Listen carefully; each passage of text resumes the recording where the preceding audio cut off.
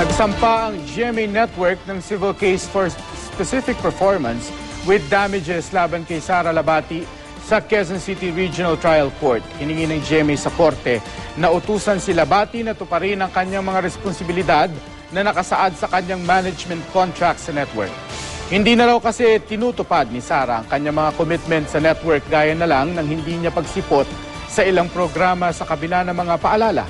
Ito ang pagbabakasyon ni Sara ng walang pahintulot ay nakasira sa operasyon ng GMA. Dahil dito hiningi rin ng GMA sa korte na pagbayari ng 8.5 milyong piso si Sara bilang damages.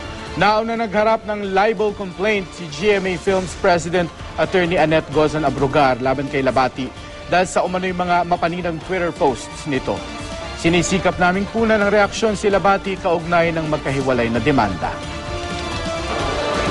She's faced with two actions. One is criminal, the other is civil. That criminal action for libel is serious because it involves imprisonment there, no?